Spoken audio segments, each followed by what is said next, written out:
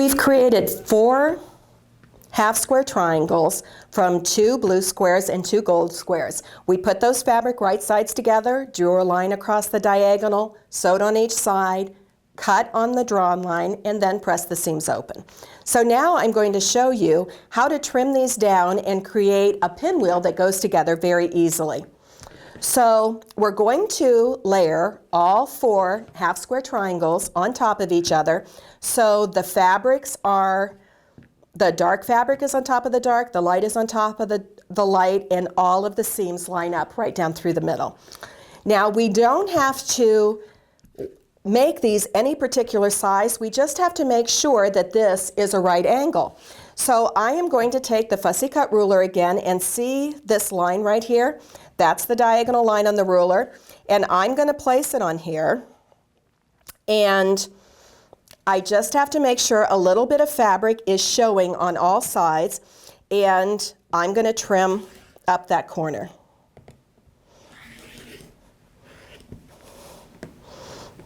Now I know I only need about a 6-inch block, so I'm not too worried about this outside edge. And I'm not going to clip the points on the outside. I want this to be a true right angle. So I'm going to continue cutting each one of these by putting the diagonal of the ruler on the fabric and trimming a little bit away, because this is guaranteeing that I have a perfect right angle in that corner. Now you'll notice that there is a little bit of discrepancy in these little pieces that I'm shaving off, and that is the distortion caused because this is actually pieced on the bias, and there is stretch on the bias of the fabric. So that is why it's always important to use a product like triangle paper on the roll, dangles, or something like that to stabilize it, or make them a little larger and trim them down to size. I'm going to continue to trim all 4 of these.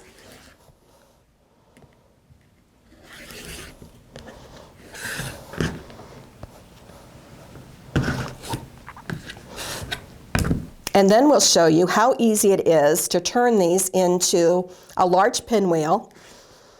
And then we're going to take that pinwheel and turn it into a kaleidoscope.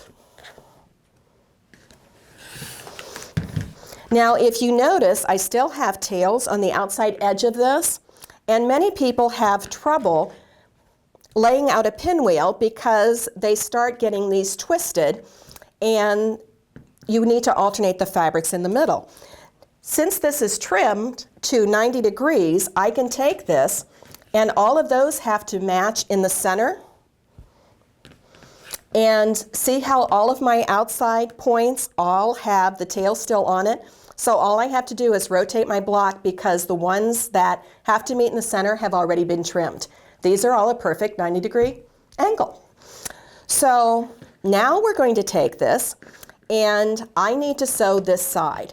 So I'm going to place this over top of here, and I'm going to take this and place it over top of here, and I'm going to get a pin, and I put a pin in these that's facing towards the side that I want to sew, because that's going to act as an arrow, and I can come back in 10 years and I know which side of this I'm supposed to sew. The most common error in sewing together pinwheels is instead of sewing these sides, they sew one this way and one this way, and then the pinwheel won't go together.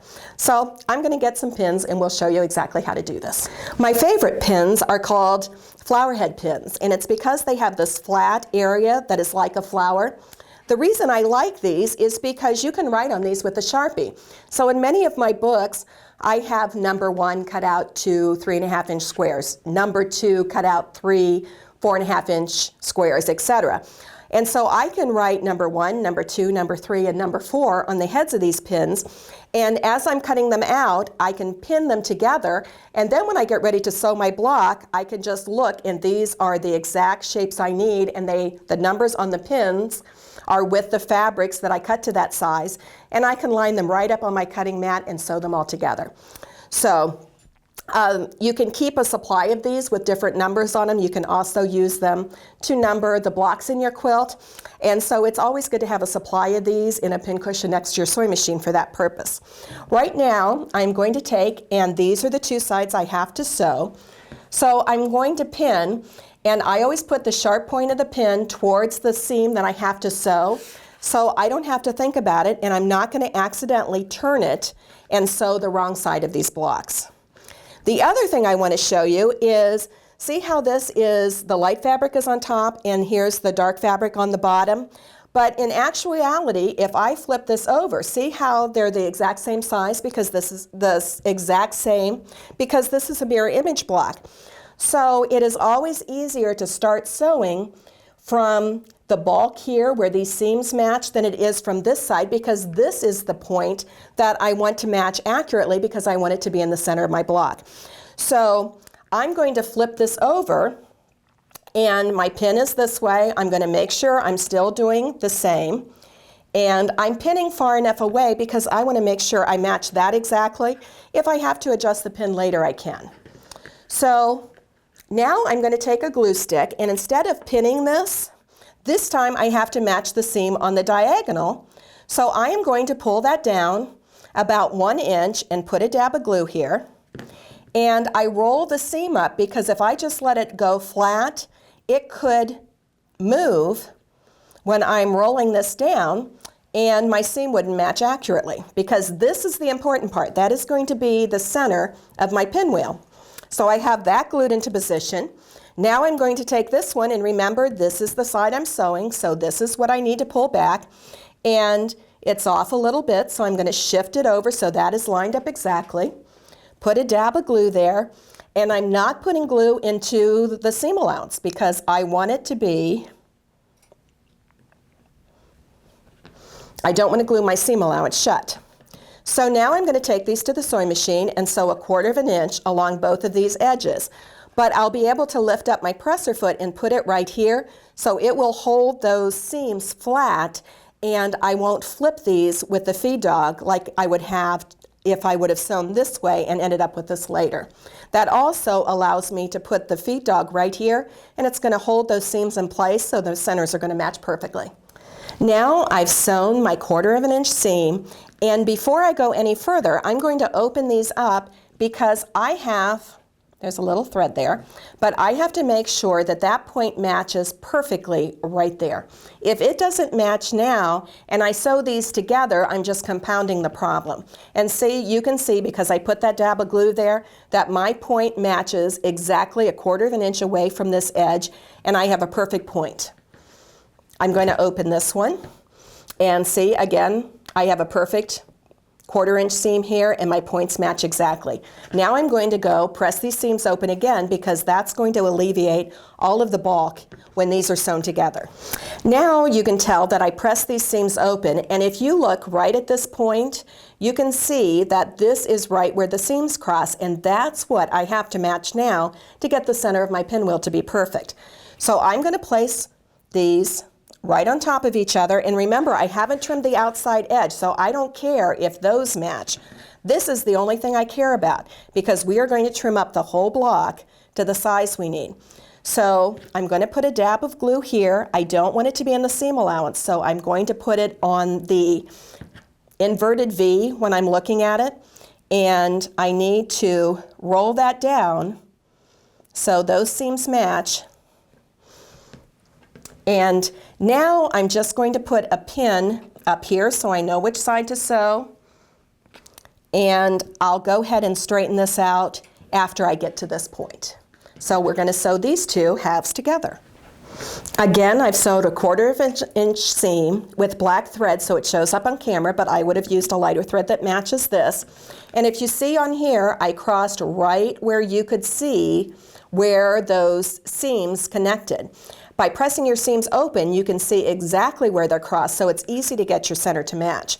So when I open this up, and there's a little dab of glue there to hold it in place, you can see that I have a perfect center to my pinwheel. All 8 seams in that middle match perfectly. Now I'm going to press that seam open because I want to alleviate that bulk. So here's my finished pinwheel block.